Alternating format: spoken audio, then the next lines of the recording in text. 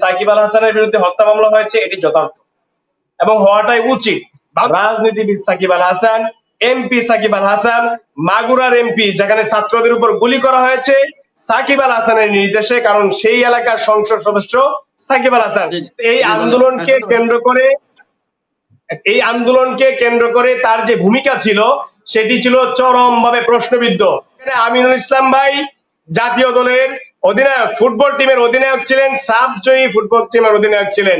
সুতরাং সে যদি বারবার কারাবরণ করতে পারে, বারবার যদি তাকে রিমান্ডে নিতে পারে, তখন আপনাদের আজকে এই যে নুরুজ্জামান ভাই বলতেছেন যে সাকিবের নামে এই মামলাটা আসলে অনুচিত। যখন আমিনুল ভাইয়ের বিরুদ্ধে মামলা হলো, নুরুজ্জামান ভাই কোথায় ছিলেন? তখন আমাদেরও কিন্তু এই সমস্যার বা এই সিচুয়েশনের মুখোমুখি হিসেবে গণহত্যার দায় এড়াতে পারে কিনা সংসদ সদস্য সাকিব আল হাসান, বা ক্রিকেটের ব্যাকগ্রাউন্ড সামনে এনে সাকিবকে বাঁচানোর চেষ্টা করা হচ্ছে কিনা হাসান আহমদ? সহ আলোচক যারা আছেন এবং সম্মানিত শ্রোতা যারা আছেন সকলকে ধন্যবাদ জানাচ্ছি। আমি এখানে প্রথমেই যে কথাটি বলতে চাই সেটি হচ্ছে এক সময়ের পাকিস্তানের প্রেসিডেন্ট ইমরান খান, যার নেতৃত্বে পাকিস্তান বিশ্বকাপ জয় করেছিলেন, তিনি যখন রাজনীতিতে আসলেন এবং এখনো তিনি জেলে আছেন, দীর্ঘদিন কারাভোগ করছেন, একটি বিষয়।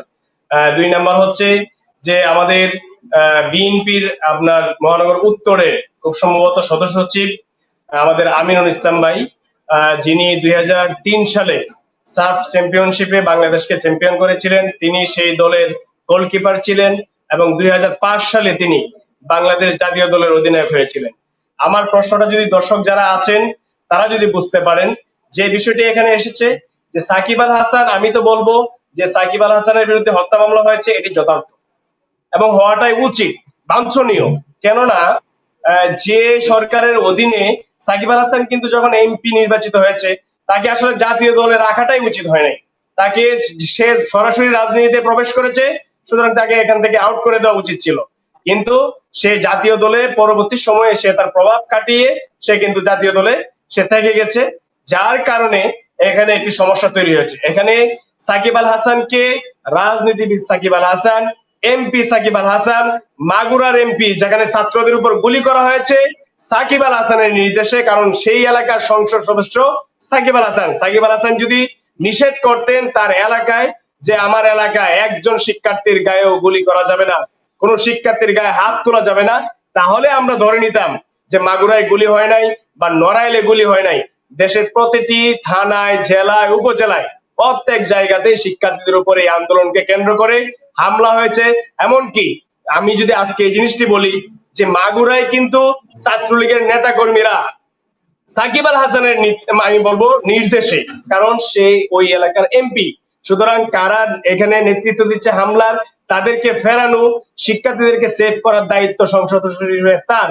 সুতরাং সে সেটি করে নাই, না করে আমি বলবো যে সেখানে যে গুলি হয়েছে, সেখানে যে শিক্ষার্থীদের উপর হামলা হয়েছে, ছাত্রলীগ যে হামলার নেতৃত্ব দিয়েছে, এটি সম্পূর্ণ দায়ভার সাকিব আল হাসানের এবং হুকুমের আসামি হিসেবে অবশ্যই তাকে, তার বিরুদ্ধে যে হত্যা মামলা হয়েছে এটি যথার্থ। আমিনুল ইসলামকে যদি বারবার কারাগারে যেতে হয়, তাহলে তার বিরুদ্ধে কেন তাহলে সে কেন কারাগারে যাবে না? অবশ্যই তার সেখানে সম্পৃক্ততা আছে। আরেকটি কথা বলি, 2018 সালে কোটা সংস্কার আন্দোলন করেছিলাম আমি। এর পূর্বে আমি ঢাকা বিশ্ববিদ্যালয়ের, আমাদের যে কেন্দ্রীয় ঢাকা বিশ্ববিদ্যালয়ের যে ভলিবল টিম আছে, হ্যাঁ, তো আমি ঢাকা বিশ্ববিদ্যালয়ের টিমের, পুরো ঢাকা বিশ্ববিদ্যালয় থেকে একটি টিম করা হয়েছে, সেই টিমের ভলিবল টিমের অধিনায়ক ছিলাম আমি। আমার ঢাকা বিশ্ববিদ্যালয়ে আমার বিভাগে টানা 2 বার চ্যাম্পিয়ন করেছিলাম, সেই ফুটবল টিমের অধিনায়ক আমি। আমার মহসিন হল, আমি মহসিন হলের ফুটবল এবং ভলিবল 2 টিমের অধিনায়ক ছিলাম আমি। কিন্তু এই কোটা সংস্কার আন্দোলন করার কারণে আমি হয়তো ছোট পরিসরে অধিনায়ক ছিলাম, বাট আমি তো একটা জায়গা থেকে একটা মানে একটা বিশ্ববিদ্যালয়কে রিপ্রেজেন্ট করেছি, সেই জায়গা থেকে কিন্তু আমাকে দীর্ঘ 11 মাস কিন্তু আমাকে জেল কাটতে হয়েছে। আমি কিন্তু খেলোয়াড় হিসেবে কোনো ছাড় পাই নাই। আমার বিরুদ্ধে কিন্তু 12টা মামলা হয়েছে। আমার উপর কিন্তু ছাত্রলীগ 16 বার, আমি ডাক্তার বিপি নুরুল হক নূর, রাশেদ খান, ফারুক হাসান, মশিউর, যারাই আমরা কোটা আন্দোলনের নেতৃত্ব দিয়েছিলাম, আমাদের প্রত্যেকের বিরুদ্ধে 12 থেকে 14টা মামলা দিয়েছে এই সরকার। সুতরাং এই সরকারের যে মদতদাতা, যারা এমপি বা যারা মন্ত্রী, যারা সংসদ সদস্য, তারাও তো এই হামলা মামলার অবশ্যই এটার সাথে জড়িত এবং এদের বিরুদ্ধে শাস্তিমূলক ব্যবস্থা নিতে হবে। আমি একটি কথা বলতে চাই, যে কথাটি সেটি হচ্ছে যে সাকিব আল হাসান সেখানে তিনি জাতীয় সংসদ সদস্য, তার এলাকায় যেখানে শিক্ষার্থীদের উপর হামলা হয়েছে, গুলি হয়েছে, সে যদি সেখানে নির্দেশনা দিত যে কোনো শিক্ষার্থীর উপর গুলি চালানো যাবে না, তাহলে কিন্তু একটা গুলিও সেখানে ছোড়া হয় নাই। এরপরে সে আমাদের জাতীয় দলের অধিনায়ক এবং ভালো একজন খেলোয়াড়, এতে কোনো সন্দেহ নাই। কিন্তু এই আন্দোলনকে কেন্দ্র করে তার যে ভূমিকা ছিল সেটি ছিল চরমভাবে প্রশ্নবিদ্ধ, যেখানে মুশাররফ করিম, এরপরে বাদল, এরপরে সিয়াম সহ আরো যারা ছিলেন এবং অন্যান্য ক্রিকেটাররাও কিন্তু এই শিক্ষার্থীদের উপর গুলি বন্ধ করার জন্য তারা কিন্তু রাজপথে নেমেছিলেন। কিন্তু কোথায় ছিলেন তখন সাকিব আল হাসান, কোথায় ছিলেন মাশরাফি? তারা কেন নামে নাই? কারণ তারা নামে নাই এই সরকারের দালাল, তারা এই সরকারের উৎপৃষ্টভোগী তারা। সুতরাং তারা সরকারের এজেন্ডা বাস্তবায়ন করার জন্যই তারা কিন্তু রাস্তায় নামে নাই। সুতরাং তারা এখানে আসামি হবে, এটাই তো স্বাভাবিক। এর বাহিরে কোনো চিন্তা করার কোনো সুযোগ নাই। যেখানে আমিনুল ইসলাম ভাই জাতীয় দলের অধিনায়ক, ফুটবল টিমের অধিনায়ক ছিলেন, সাফ জয়ী ফুটবল টিমের অধিনায়ক ছিলেন। সুতরাং সে যদি বারবার কারাবরণ করতে পারে, বারবার যদি তাকে রিমান্ডে নিতে পারে, তখন আপনাদের আজকে এই যে নুরুজ্জামান ভাই বলতেছেন যে সাকিবের নামে এই মামলাটা আসলে অনুচিত। যখন আমিনুল ভাইয়ের বিরুদ্ধে মামলা হলো, নুরুজ্জামান ভাই কোথায় ছিলেন? আপনি কি আসলে চিন্তা করলেন কিনা বা বললেন কিনা যে আমিনুলের বিরুদ্ধে কেন মামলা হচ্ছে? আমিনুল তো জাতীয় দলের ফুটবল টিমের অধিনায়ক। আমার বিরুদ্ধে যখন মামলা হয়েছে তখন ঢাকা বিশ্ববিদ্যালয়ের অনেক শিক্ষার্থী হয়তো প্রতিবাদ করেছেন, কিংবা সম্মিলিতভাবে সেই প্রতিবাদটুকু হয় নাই, আমার কমিউনিটির ভিতর থেকেও প্রতিবাদটুকু হয় নাই। সুতরাং এই সরকারের কাছে সবাই জিম্মি ছিলেন। এখন হয়তো আমরা একটা সময় এসেছে, আমি বলবো ঢালাওভাবে রাজনৈতিক বক্তব্য না, যারা এইসব হত্যাকাণ্ডের সাথে জড়িত নির্দেশদাতা ছিলেন প্রত্যেককে আইনের আওতায় আনতে হবে। আরেকটি বিষয় এসেছে যে আদালতে এখানে আসলে কারো উপর হাত তোলা হচ্ছে। আপনি যা করে আসছেন বিগত সময়ে, এটির ফিডব্যাক আপনাকে পেতে হবে না?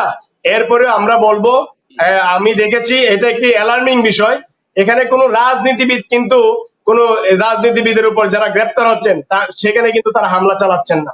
এনামুল ভাই যে কথাটি বলেছিলেন, আমরা কিংবা আমাদের নেতাকর্মী কিংবা পরিচিত কোনো মুখ সেখানেই কিন্তু এই রাজনীতিবিদদের উপর হামলা চালাচ্ছেন না কিংবা তাদেরকে হয়রানি করছেন না। কারা করতেছে? হয়তো আইনজীবী, নয়তো সাধারণ পাবলিক। সুতরাং আজকে যদি আমি এই কাজটা, যে কাজটা করতেছে, এটাকে আমি সমর্থন করি না, কিন্তু এটা সাধারণ মানুষ তাদের ক্ষোভের বহিঃপ্রকাশ দেখাচ্ছে, আমরা এটির নিন্দা জানাই এবং অদূর ভবিষ্যতে এই ধরনের ঘটনা যাতে না ঘটে সেটির জন্য দেশের যার সকল মানুষকে আমরা অনুরোধ জানাই, এই ধরনের ঘটনা আপনারা ঘটাবেন না।